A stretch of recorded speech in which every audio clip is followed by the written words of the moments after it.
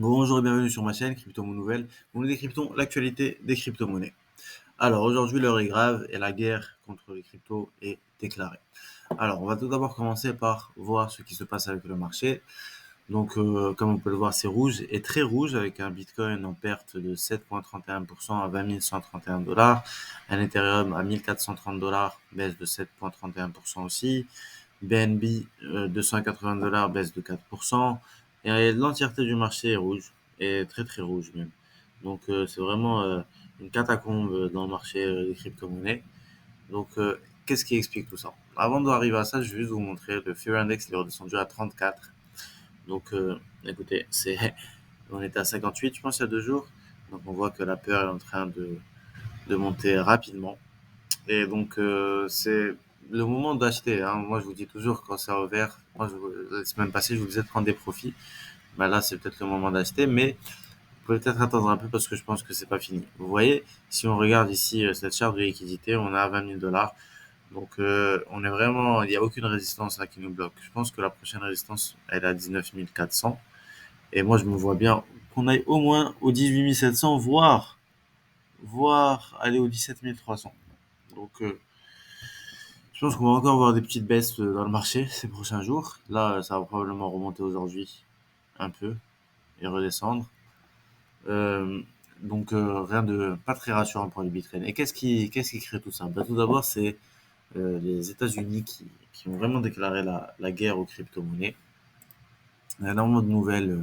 Donc tout d'abord, Joe Biden, il veut taxer l'électricité des mineurs à plus de 30%. Donc ça va faire que les mineurs, ben, ils vont soit quitter les États-Unis parce que ça va pas être rentable pour eux de miner. Parce que déjà en ce moment, c'était pas très rentable pour les mineurs avec le prix du Bitcoin. Et le prix de l'énergie qui monte. Alors si en plus ils rajoutent une taxe de 30%, ça risque de fortement détériorer leur capacité à être rentable. Et donc ils pourraient décider de quitter les États-Unis. Et c'est encore, ça continue vers cette volonté de faire fuir, j'ai l'impression, l'industrie crypto des États-Unis. Donc il commençait déjà par faire payer une surtaxe allant de 10% sur les coûts de l'électricité dès 2024, puis un 10% supplémentaire en 2025 et encore un 10% supplémentaire en 2025. Donc c'est pas 30% d'un coup, mais c'est 30% sur 3 ans. Après, bon, en 2025, on sera en bull run, donc il y en a qui pourront peut-être le supporter. Et peut-être que la guerre en Ukraine sera finie, donc le coût de l'énergie va diminuer. Mais pour l'instant, c'est pas le cas. Et ça risque d'être très, très, très mauvais pour les mineurs. Donc d'ailleurs, on voyait que les mineurs, il y en avait plusieurs qui étaient sur le point de déposer le bilan et ça va sûrement créer un cataclysme. Donc chez les mineurs, et si ces mineurs ils quittent, ben, ils vont peut-être devoir vendre leur crypto et ça va créer une autre cascade de liquidation sur le marché. Donc c'est une nouvelle qu'il ne faut pas prendre à la légère et qui pourrait avoir un énorme impact sur les cryptos vu que c'est le principal coût des mineurs, c'est l'énergie. Bon, si on enlève l'équipement long terme, c'est-à-dire les RAM, etc. Ensuite, deuxième chose qu'il fait, il part encore en guerre contre les cryptos en taxant les gains en capitaux. Donc, c'est-à-dire qu'avant, les gains en capitaux, ils étaient taxés à 20%. Là, ils vont monter à une taxe de 40% sur les gains en capital. Donc, ça devient beaucoup moins intéressant pour un investisseur d'avoir du Bitcoin par rapport à un gain en capital sur une action normale, parce que je paye 2 fois plus d'impôts. Donc, ça aussi, ça va dissuader des gens de rentrer sur le marché des crypto-monnaies, parce qu'il faudrait qu'ils fassent 2 fois plus de gains que sur le marché régulier pour être rentable. Parce que sur le marché régulier, c'est 20% sur les gains en capitaux. Et il veut aussi empêcher le tax loss et le tax harvesting donc sur les crypto-monnaies. Ça, c'est quelque chose qui existe aussi en bourse, mais qui donnait l'avantage aux cryptos. En bourse, si on vend une action et qu'on la rachète dans les 30 jours, on ne peut pas réclamer la taxe, la déduction de taxe. Dans les cryptos, on pouvait le faire. En gros, ce qu'ils ont interdit, c'est de faire ça. Et donc, ça, c'est pas trop grave. Mais ça, c'est encore un bâton dans les roues de l'évolution des crypto-monnaies. On voit que vraiment, ils ont une volonté là en ce moment d'attaquer. Donc les crypto-monnaies, bon, je pense pas que ce soit Biden lui-même qui décide. Moi, je pense vraiment pas que Biden, ce soit un président qui ait le pouvoir aux États-Unis. Et voilà, on voit qu'il y a des pouvoirs derrière lui qui ont décidé que les crypto-monnaies, c'était fini. Donc ça fait très peur aux investisseurs, évidemment, parce que on voit bien que les États-Unis, les crypto-monnaies, ça leur plaît pas. Donc, On va voir ce que ça donne, mais c'est c'est des éléments qui font que les crypto-monnaies vont diminuer.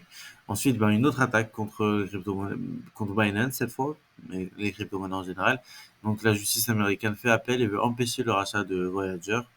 Donc là, il y a un juge qui avait accordé récemment donc le rachat de Voyager et là ils font appel et ils demandent de rappeler le deal.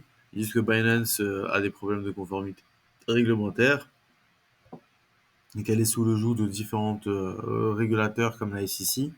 Et donc, l'acquisition de voyageurs soulèverait des inquiétudes au niveau de régulation des entreprises. Et donc, ils sont préoccupés par la sécurité des investisseurs. Bon, voilà, ils disent ça, mais après, si on récupère pas Voyager, les investisseurs récupèrent pas leur argent. Donc, alors que Binance, il propose de racheter et de récupérer les achats des investisseurs. Donc, je vois pas en quoi c'est protéger les investisseurs que d'empêcher ce rachat. Au contraire, moi, je pense que ils n'ont pas du tout les investisseurs en tête quand ils font ça. Et c'est plutôt une guerre contre Binance et qu'ils sont pas du tout contents d'avoir perdu. Et donc là, je suis pas du tout d'accord avec le fait qu'ils sont en train de protéger les investisseurs. C'est même le contraire. Ils sont en train de sacrifier les investisseurs pour gagner leur guerre contre Binance. On va continuer, hein, parce qu'il y en a plein. On peut continuer toute la soirée. Je pense qu'il y a énormément de mauvaises nouvelles. Je pense que c'est les deux pires jours qu'on a vus dans la crypto-monnaie. Par contre, il y a Ark Advance qui, eux, ils sont toujours bullish sur les cryptos et donc ils ont décidé d'investir dans deux actions, Coinbase et Robinhood. Donc, ils sont très confiants que on a atteint le bottom.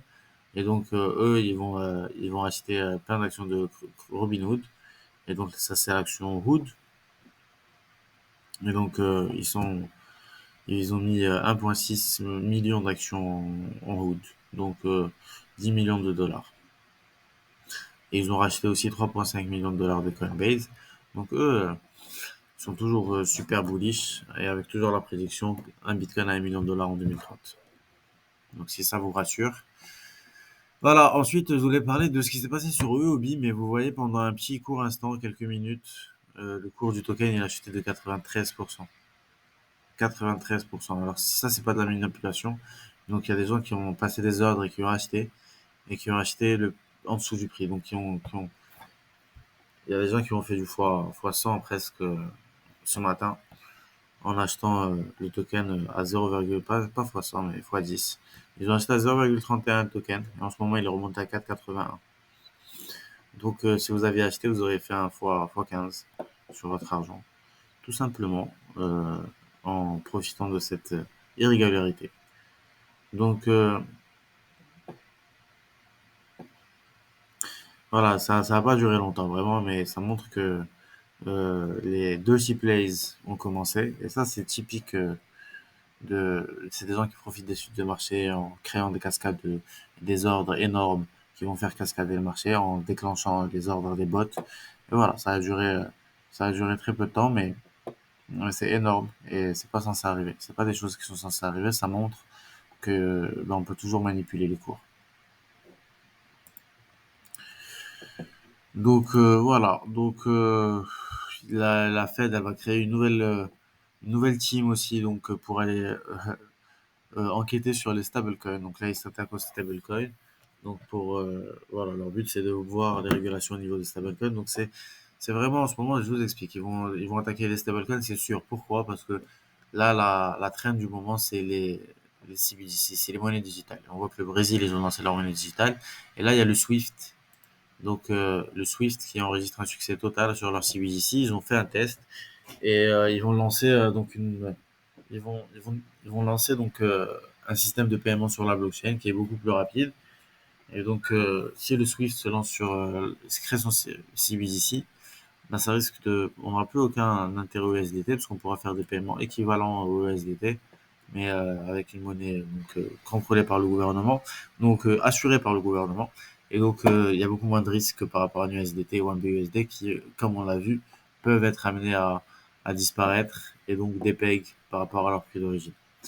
Donc, ils ont lancé le Swift et ça a très très bien marché. Ils l'ont essayé avec 18 banques commerciales et donc et centrales. Et ils voient une très bonne solution donc dans cette approche de CBDC, de la création donc de la mise en place de ce CBDC. Donc ils pensent que plus de banques vont se tourner vers les CBDC et que il y a plus de 110 banques centrales dans le monde qui étudient le cas en ce moment. Bon, c'était 98 la dernière fois qu'on en parlait, donc vous voyez, ça augmente rapidement. Euh, Ils vont faire un CBDC qui est interopérable et donc ça va leur permettre de faire des paiements transfrontaliers en temps réel et le risque de fraude. Donc voilà. Donc ça montre que c'est quelque chose qui est en train d'arriver. Et lorsque ça va arriver, ben, faut être honnête. Moi, je vois pas en quoi c'est un avantage pour la crypto parce que ça va. Si on a des monnaies digitales gouvernementales, il y a beaucoup de monde qui va se détourner des crypto-monnaies pour aller vers ça. Si on applique la blockchain à des monnaies gouvernementales, il y a beaucoup de monde qui va se diriger vers ça. Après, ce qui peut se créer, comment je le vois, c'est que s'il y a des gens qui la ciblent ici, ça va donner un contrôle énorme au gouvernement. Parce qu'ils vont pouvoir voir ce que vous faites, ça va enlever de tout ce qui est vie privée sur votre utilisation. Et il y a des gens qui vont vouloir donc aller se détourner pour aller sur du Bitcoin. Parce que ce qui va se passer, c'est qu'ils vont peut-être vous obliger à utiliser votre argent pour éviter l'inflation. Vous allez plus, ils vont vous dire que, voilà, ils vont verser vos payes et par exemple les allocations et ils vont pouvoir contrôler si vous l'utilisez pour vos enfants ou pas, si c'est des allocations pour les enfants, par exemple, etc. Donc il y a beaucoup de monde qui pourrait se détourner de ça pour aller vers le Bitcoin. Mais bon, moi je pense que c'est pas une bonne chose pour les crypto-monnaies en général. Et, et leur développement, bah, ça met en péril, en tout cas les stablecoins, dans les crypto-monnaies. Ensuite, on a Silvergate qui dépose le bilan. Donc, c'est pas une faillite. Donc, ils vont être capables de rembourser tout le monde. Ils déposent le bilan, ils liquident la compagnie, ils remboursent tout le monde et ils arrêtent. C'est pas une faillite. Donc, ça va pas être aussi grave qu'on le pense. Mais voilà, c'est quand même un gros problème parce que c'était la plus grosse banque crypto. Et aujourd'hui, il y a énormément de banques qui arrivent plus à trouver, qui lâchent les cryptos. Donc là, il y a une rumeur comme quoi JP Morgan, ils vont lâcher Gemini. Ça a été démenti par le patron de Gemini. Mais c'est possible. C'est aussi la banque de Coinbase. Donc si jamais ils venaient aller lâcher, on sait en plus que JP Morgan, ils aiment pas le Bitcoin. Donc c'est possible qu'il les lâche. Et s'il les lâche, ben, ça serait très dangereux pour Coinbase, ça serait très dangereux pour Gemini et ça pourrait créer encore une fois des cascades. On voit que Crypto.com, ils ont été lâchés par toutes les banques et aujourd'hui, ils ont seulement une banque européenne qui les aide. Toutes les autres banques les ont lâchés.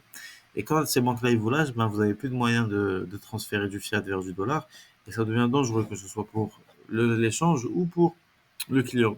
Donc c'est des problèmes. Et voilà. Donc, et puis il y a encore plein de choses, mais on va parler de sujets un peu plus drôles. Il y a Vitalik qui a brûlé pour 700 000 dollars de shitcoin et il a fait un tweet pour avertir les gens de ne pas acheter ces shitcoins. Il y a il y a du chic dans il y a du shitcoin. Il y en a plusieurs, mais il faut pas les acheter. C'est le Shikoku, donc il a obtenu par airdrop. Bon, il a aussi jeté le Cult, le MOPS et il prévient les gens de ne pas acheter ces shitcoins. Et ben écoutez, c'est sûr qu'il y a des gens qui vont les acheter parce que ça arrive tout le temps, mais faites attention parce que ça veut du pump and dump. Donc les gens ils vont en parler un jour, 2 jours, et faites attention. Si vous achetez ces jetons, ben à vos risques et périls. Encore le SHIB, c'est en train de sortir du lot, mais les Dead Mars, ces trucs comme ça. Déjà les cryptos c'est dangereux si vous rentrez dans ces degen play comme on dit. Ben, faites attention à vous parce que c'est souvent du pump and dump et faut sortir avant qu'il soit trop tard. Ensuite, on a eu un hack de Hedera qui confirme donc un hack de leur service et ils sont pas trop sûrs de qu'est-ce qui se passe. Mais en gros, c'est tous les services de Hedera, donc tous les projets qui sont sur Hedera sont en danger. Et ça, c'est vraiment, ça montre la centralisation de ce projet. Et si vous avez de l'argent dans des DEX de Hedera comme SaucerSwap, Pangolin ou autre, ben, je vous recommande de sortir votre argent très vite parce qu'ils savent pas encore d'où ça vient. Et le temps qu'ils trouvent, ça pourrait prendre beaucoup d'argent. Donc, faites attention et retirez votre argent des projets de Hedera. Voilà, bon, il y a encore plusieurs choses, mais je vais pas faire une vidéo trop longue. Donc, écoutez, tenez bon. C'est pas des bons jours pour la crypto. C'est pas ce qu'on veut entendre et regardez, ça continue de chuter. Et faites attention à vous. Sortez votre argent des échanges parce que c'est dans ces moments-là que les grands échanges coulent. Donc si vous avez de l'argent sur Binance, si vous avez de l'argent sur Gemini, si vous avez de l'argent sur Crypto.com, peu importe. KuCoin d'ailleurs, j'en ai pas parlé, mais KuCoin qui est en train de ils viennent d'être portés en justice par le Attorney General, donc le procureur général de New York. Et voilà, donc pour vente de sécurité et de commodité sans être enregistré. Donc c'est reparti pour un procès. On voit vraiment l'acharnement sur les cryptos en ce moment et il y a deux trucs qui les dérangent, les échanges centralisés et les stablecoins. Et en fait, c'est très intelligent de leur part d'attaquer ces deux points-là parce que si ils enlèvent les stablecoins et les échanges centralisés, bah, il n'y a plus de points d'entrée et de sortie vers les crypto-monnaies et c'est le marché en entier qui s'effondre. Donc c'est vraiment une attaque envers les crypto-monnaies en général. Et ils attaquent ben, les plus gros ponts et les plus gros points des crypto-monnaies. La sensibilité des crypto-monnaies, c'est quoi? C'est si demain, vous n'avez plus comment transférer votre crypto-monnaie en dollars, ben, votre bitcoin, il a beau valoir 27 milliards de dollars, il vaut rien, n'est-ce pas? Parce que vous pouvez pas le transférer, vous pouvez jamais récupérer la valeur de ça. Donc c'est ce qu'ils sont en train d'attaquer. Et voilà, donc c'est dangereux pour la crypto-monnaie. Alors tenez bon et ne vendez pas et continuez à être fort et on se revoit très bientôt pour une nouvelle vidéo.